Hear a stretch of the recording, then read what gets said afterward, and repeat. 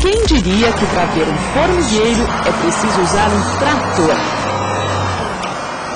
A equipe da Unesp, a Universidade Estadual Paulista de Rio Claro, interior de São Paulo, mostra a empreitada para chegar à estrutura construída pela Saúva Cabeça de Vidro. Ela é uma das cerca de 2.000 espécies de formigas identificadas no Brasil. Os cientistas acreditam que o número seja 2 vezes maior. A resposta ao ataque humano é rápida. Os soldados responsáveis pela defesa da colônia saem para tentar evitar a destruição e estão furiosos. Nem pense em testar a força das mandíbulas deles. Dói? Ah, se eu te pegar vai sair sangue.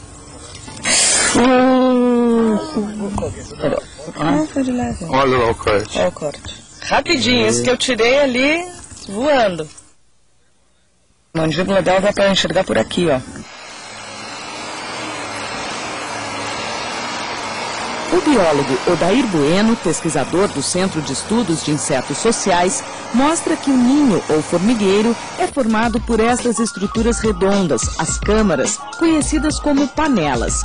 Ali as saúvas cultivam um fungo usado para alimentação. No mundo todo, cerca de 200 espécies fazem isso. O ninho é constituído de câmaras e canais.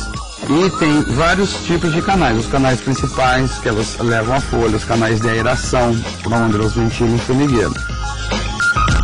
É incrível pensar que uma única fêmea, a rainha, começa sozinha um formigueiro. Ela armazena espermatozoides e passa a vida inteira só colocando ovos, para gerar as operárias que vão desenvolver a colônia.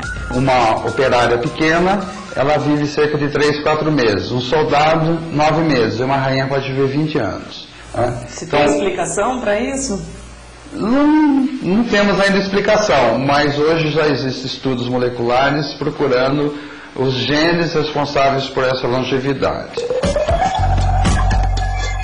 O solo que tem formiga, no que ele é diferente do que não tem formiga? Ao longo do tempo, né, esse solo ele contém mais nutrientes do que aqueles que não têm essas formigas. Elas fazem uma aeração, elas escavam mais o solo do que as próprias minhocas. E ao mesmo tempo elas estão levando para a profundidade matéria orgânica, que é raro isso, abaixo de 30 centímetros do solo encontrar matéria orgânica.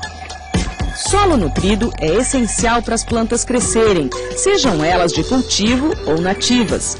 As formigas também desempenham outras funções na conservação da biodiversidade.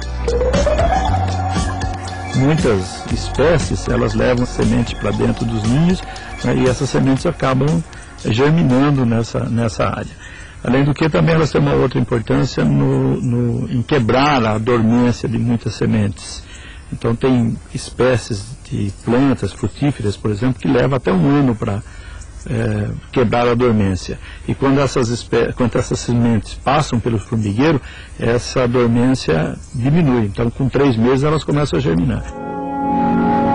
No livro Estruturas da Natureza, o engenheiro Augusto Carlos de Vasconcelos explica que as formigas são exímias construtoras. Não se tem notícias de nenhum caso de um ninho de formiga subterrâneo ter sido inundado, porque elas sabem escolher o ponto em que a água escorre para fora do ninho e não para dentro. Portanto, elas têm um senso admirável que os homens não têm. Muita gente vê essa quantidade de areia e pensa que aquele é o ninho. Não, aquele é o bota fora do ninho. O que sobrou da construção. Do mesmo modo que o homem, quando faz estradas, tem que cortar o terreno, aquela terra tem que ir para algum lugar. Não pode ser jogada ali mesmo, naquelas proximidades. Tem que ser levada para longe para não produzir danos, não produzir falhas ambientais. Nos laboratórios, tanto da Unesp quanto do Instituto Biológico em São Paulo, os pesquisadores imitam a estrutura do formigueiro para pesquisar o comportamento das formigas. A gente diz que o inseto é social quando existem 3 características juntas.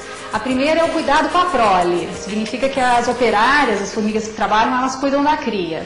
A segunda é a divisão de tarefas, ou seja, as operárias elas desempenham tarefas diferentes dentro da colônia. E a terceira é a sobreposição de gerações, que significa que no mesmo tempo, no mesmo espaço de tempo, várias gerações estão juntas desempenhando todas as tarefas para que a colônia sobreviva.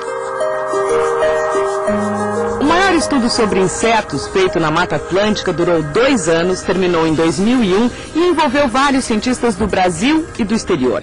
Ficou comprovado que as formigas são bioindicadores, ou seja, elas são indicadores da diversidade biológica. Significa dizer que num lugar ou numa região onde existem muitas espécies de formigas, você também vai encontrar várias espécies de outros bichos e de plantas. Elas são predadoras, então elas acabam predando outros organismos, outros artrópodes, outros insetos, aranhas, principalmente. Então elas controlam as populações desses artrópodes. E para as plantas também elas são extremamente importantes, porque algumas espécies de formigas elas são cortadeiras, elas cortam as folhas dessas plantas, promovendo o crescimento vegetativo dessas plantas. Portanto, sem essas formigas, algumas matas, por exemplo, algumas espécies nas áreas naturais, poderiam vir a se extinguir. Na década de 90, o cientista americano Edward Wilson, considerado o maior especialista mundial em formigas, contava que o planeta já tinha 14 quatrilhões desses seres. Como a taxa de reprodução é muitas vezes maior do que a nossa, Wilson arriscou: as formigas se tornarão a espécie dominante no mundo. Será?